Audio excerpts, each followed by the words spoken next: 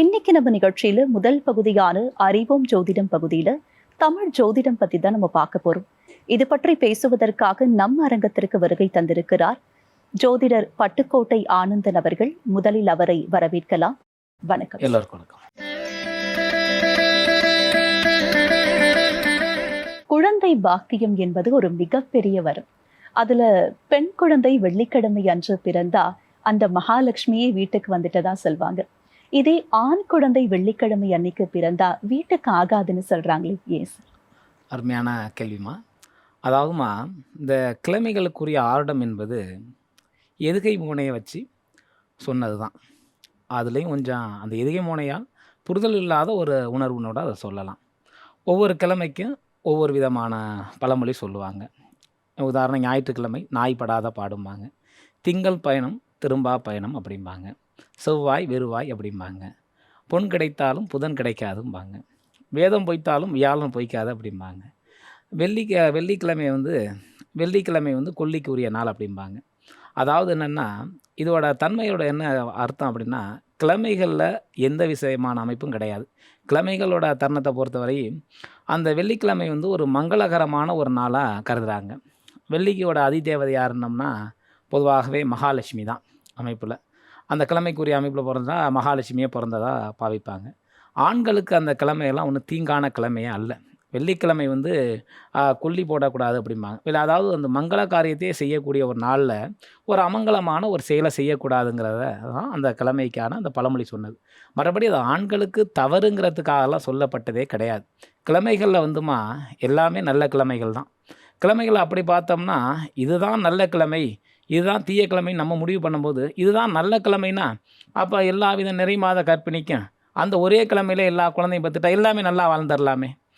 அதெல்லாம் அறவே கிடையாது. கிழமைகளை பொறுத்த மட்டும் என்ன அப்படின்னா, அதை வந்து எப்படி வகுத்தான முன்னோர்கள் வந்து பொதுவாக இந்த உடலும் இந்த மனமும் எப்பயுமே ரொம்ப ஒரு நிறைவு நிம்மதியாக இருக்கணும், அந்த உடலுக்கான நல்ல ஒரு ஓய்வை கொடுக்கணும் அப்படிங்கிறதுக்காக அவங்க அந்த கிழமையை வைத்ததுக்கு பின்னால் ஒரு பெரிய சூட்சமம்லாம் ஒன்றும் இல்லாமல் மொத்தம் வந்து என்னென்னா, ஒரு நாளைக்கு மொத்தம் 7 ஹோரைன்னு சொல்லுவாங்க. ஓரை பார்த்து காரியம் செய்வோம்னு சொல்லுவாங்க இல்லையா? அந்த ஓரையில் வந்து சூரிய கோரை, சுக்கிர கோரை, புதன் கோரை, சந்திர கோரை, சனி கோரை, குரு கோரை, செவ்வாய் கோரை, இப்படி ஒரு நாளைக்கு அந்த 24 மணி நேரம்னா அந்த ஒவ்வொரு மணி நேரத்துக்கு ஒவ்வொரு கோரை அப்படியே போயிட்டுருக்கும்.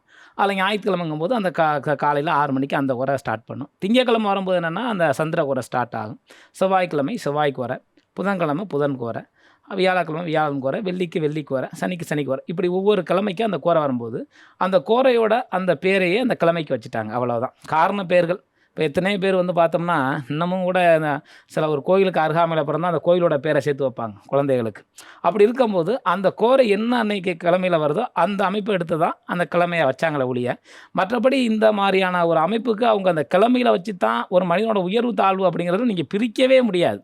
அவங்க பிறக்கும்போது ஏனைய நவ கிரகங்களும் அது எந்த லக்கணத்துக்கு எந்த அமைப்பில் அது உட்கார்ந்துருக்கோ அதற்கேற்ற அமைப்பில் தான் பலன் கிடைக்குமே ஒழிய, நீ வெறுமனே ஒரு கிழமையினால் ஒருத்தரோட வாழ்க்கையெல்லாம் நிர்ணயிக்கவே முடியாது. கிழமையை நம்மளாக வகுத்துக்கிட்டது தான். இப்படி தான் கிழமைங்கிறது மனிதனால் வகுக்கப்பட்டது தான். ஏன்னா அது நம்ம மனிதனுக்கு ஓய்வு கொடுக்கணுங்கிற ஒரு பகுத்தறிவு தான், வேறு ஒன்றும் கிடையாது. கிழமைகளில் வந்து அது இன்னொன்று சொல்லுவாங்க பழமொழி, ஞாயிறும் திங்களும் ஞாயினிக்கு ஏது அப்படிம்பாங்க. கிழமைகளில் பொறுத்தவரை என்ன அப்படின்னம்னா, மனிதனுக்கு ஓய்வு கொடுப்பதற்காக முன்னோர்கள் வகுத்தது தான். இப்போ வாரத்தில் குழந்தைகள் படிக்குதுவா, அதுகளுக்கு மூளைக்கு ஒரு ஓய்வு, அதுக்கு ஒரு 2 நாள் ஓய்வு, அவ்வளவுதான். இப்படி எல்லா நாள் நல்ல நாள்னு ஒரு தடவை நம்ம சொல்லிவிட்டோம்னா எல்லா நாளையும் கல்யாணம் வைப்பாங்க. எல்லாம் பரபரப்போடே உலகம் இயங்கிக்கிட்டு இருக்கும். அந்த பரபரப்புக்கு ஒரு முட்டுக்கட்டையை போட்டு கொண்டு போகணுங்கிறதுக்கு தான் இப்படிலாம் வகுத்தால ஒழிய, கிழமைகளில் பொறுத்தவரை வெள்ளி ஒரு அற்புதமான நல்ல நாள் தான். இதை ஒன்று பிரித்து வச்சுருக்காங்க இல்லையா? அதில் மங்கள காரியத்துக்காக ஒதுக்கும் போது மற்ற காரியங்களுக்காக ஒதுக்குனீங்க, நீ ஓய்வு எடுத்தால் சனிக்கிழமை எடுத்துங்க அப்படிங்கிறது தான் சொல்லப்பட்டது ஒழிய, வெள்ளிக்கிழமை இந்த ஒரு உதாரணத்துக்கு ஒரு 18 நாள் அன்னைக்கு அவங்க வந்து ஒரு அமைச்சர் வர்றாரு, நான் வெள்ளிக்கிழமை தாங்க பிறந்தேன், சாதாரண ஒரு விவசாய குடும்பத்தில் பிறந்தேன், ஆனால் நான் வெள்ளிக்கிழமை பிறந்து எங்கள் அப்பா எனக்கு வந்து கிட்டத்தட்ட 53 வயசு வரை உயிரோடு இருந்தார், அவருக்கே 53 வரை அப்பா உயிரோடு இருந்தாராம், அவர் இன்றைக்கி நான் ஒரு அமைச்சராக இருக்கிறேன், பிரபலமான வாழ்க்கையை வாழ்கிறேன், என்ன வெள்ளிக்கிழமை தானே? அப்படியெல்லாம் ஒன்றுமே கிடையாதுங்க. வெள்ளிக்கிழமை வெள்ளிக்கிழமையில் பிறந்த எத்தனையோ பேர் ராஜ வாழ்க்கை வாழ்கிறாங்க. அதே மாதிரி வந்து சனிக்கிழமையில் பிறந்தவங்களும் ஆள்றாங்க. எல்லா கிழமையிலும் பிறந்தவங்களுக்கு வாழ்வும் தாழ்வும் இருக்கத்தான் செய்யும். அது எதன் அடிப்படையில் நீங்கள் தீர்மானம் பண்ணோம்னா ஏனைய நவ கிரகங்களின் அனுகூலத்தால் தீர்மானம் பண்ண முடியும். வெறுமனே கிழமையால் எந்த விதமான முடிவையும் நம்ம எடுக்க முடியாது. வெள்ளிக்கிழமை ஆணாயினும் பெண்ணாயினும் மற்ற கிரகங்கள் அமரும் பட்சத்தில் அவளுக்கு அரச வாழ்வு தான். சார், ஒரு விரிவான தெளிவான விளக்கத்தின் மூலமாக நேயர்களுக்கு புரிய வச்சிருக்கீங்கன்னு சொல்லலாம் சார். தொடர்ந்து நாம தமிழ் ஜோதிடம் பத்தி அடுத்தடுத்த நிகழ்ச்சிகளையும் தொடர்ந்து பேசலாம். நன்றி சார். வணக்கம்.